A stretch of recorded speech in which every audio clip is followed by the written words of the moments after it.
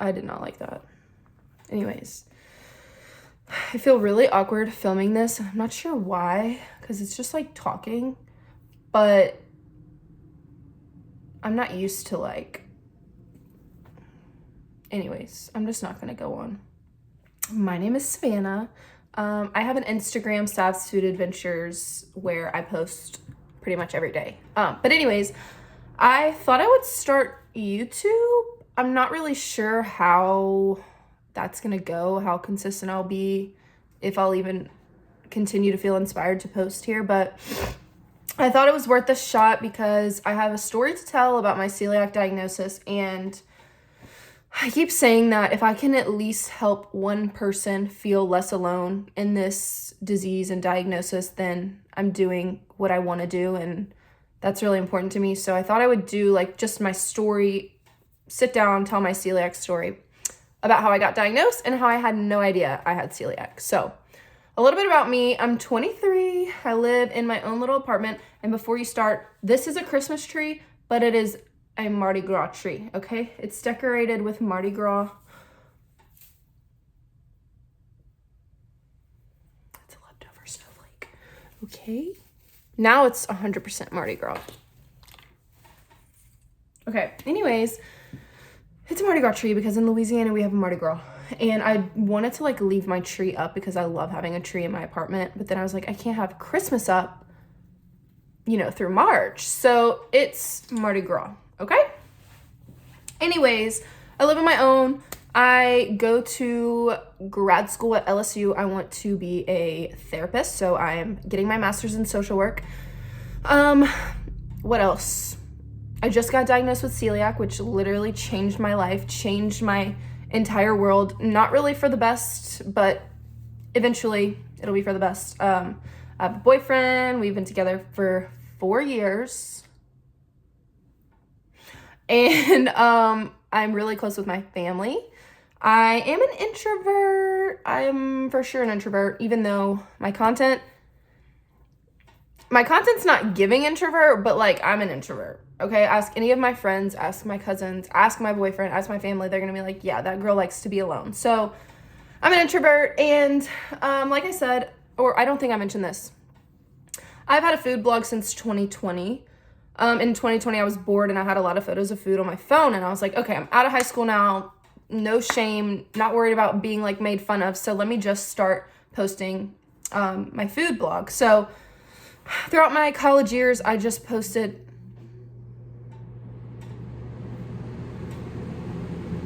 okay, that is my air conditioner. She's extremely loud, so there you go. Okay, anyways,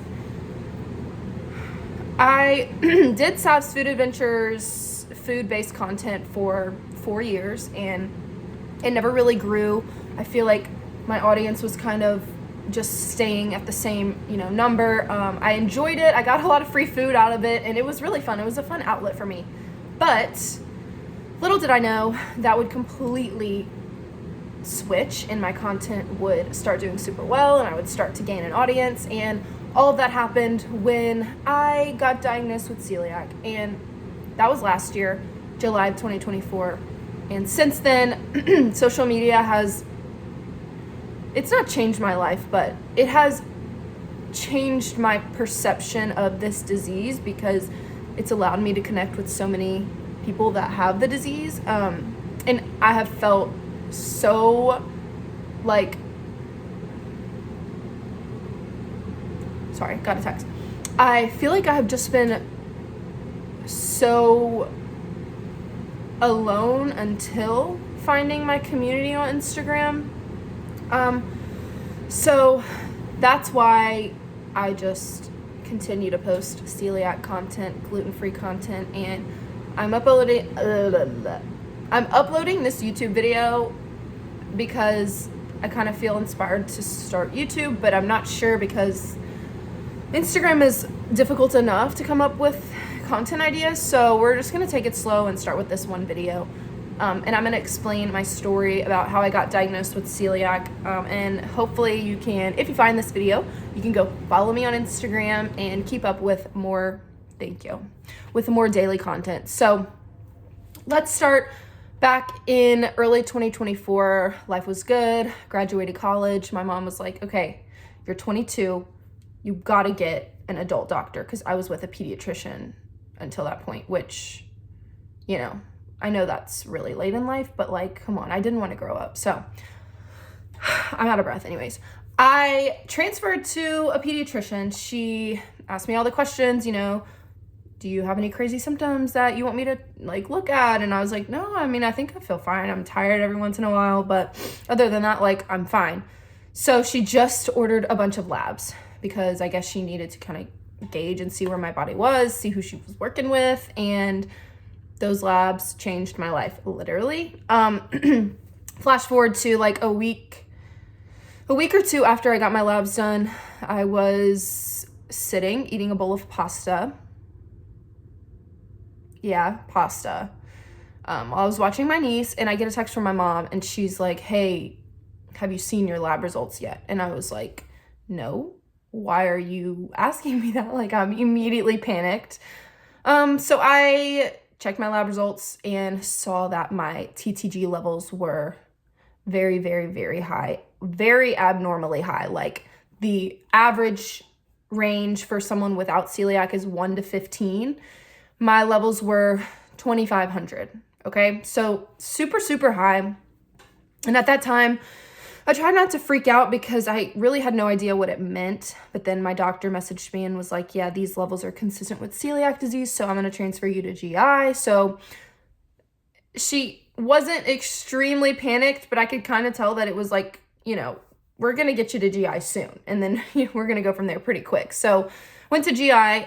GI scheduled an endoscopy and got that done.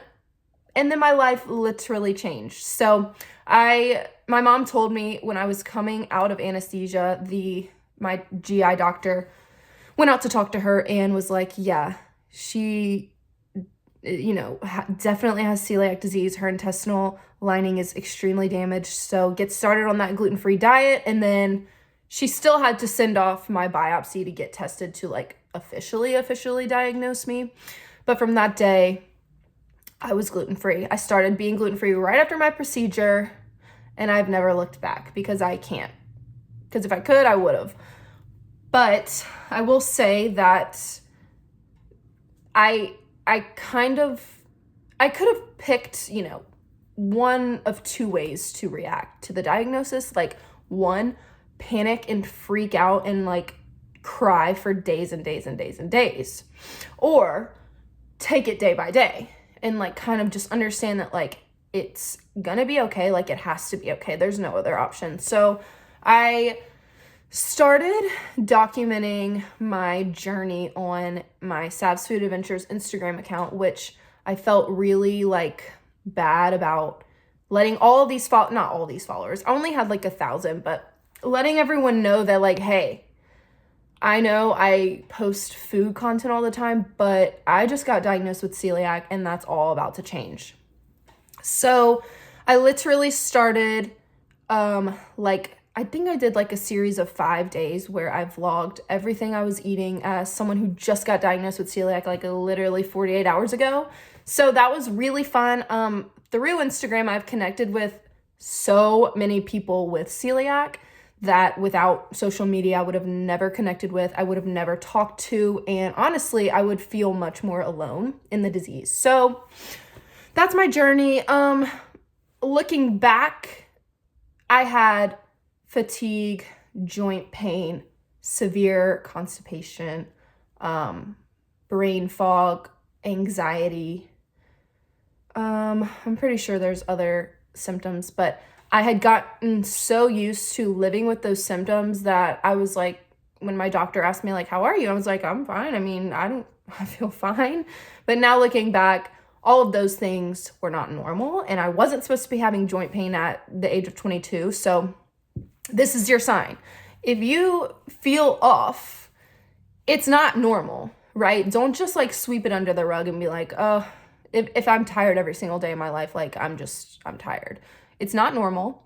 So this is your reminder to go to your doctor, get some lab work done, see if there's anything that you can change, because now my levels have gone from 2,500 down to 50 in 6 months, which I know we shouldn't be measuring off of just numbers. It's more of how are you feeling and is your gut healed? But I will say it has been one of the hardest things to do, but the most rewarding, because the longer I'm going gluten-free, the more I'm noticing like that I'm feeling a little better. So it's kind of been a very bittersweet journey, although I am dying for a Raising Cane's chicken finger. Like, I can't tell you how much of a foodie I was before this diagnosis, and now that I literally can't go get a bean burrito from Taco Bell, it kills me every day. Honestly, every day. I can't even think about some of the foods I can't eat. Like, in Louisiana, we have beignets, and we have king cake. And honestly, I just hate the thought of those things because I can never have it again, unless it's a gluten-free version, which it's not as good, to be honest. So anyways, I hope you enjoyed listening to my celiac diagnosis story, and I'm actually out of breath because I think I'm talking so fast. So anyways, thanks for watching. I never thought I'd be one of those YouTubers who's like, thanks for watching, follow me on Instagram, click the like button and subscribe, but I am. So I just said that, so please do that. And I really don't know the future of my YouTube channel. We'll see. I literally only have an iPhone. I don't have like a fancy vlog camera. I have like the Alex Earl light. That's the lighting that I have. And I'm sitting on a chair next to my fridge. So we'll see. But if you like this video, give it a thumbs up. I never thought I would say that. So bye.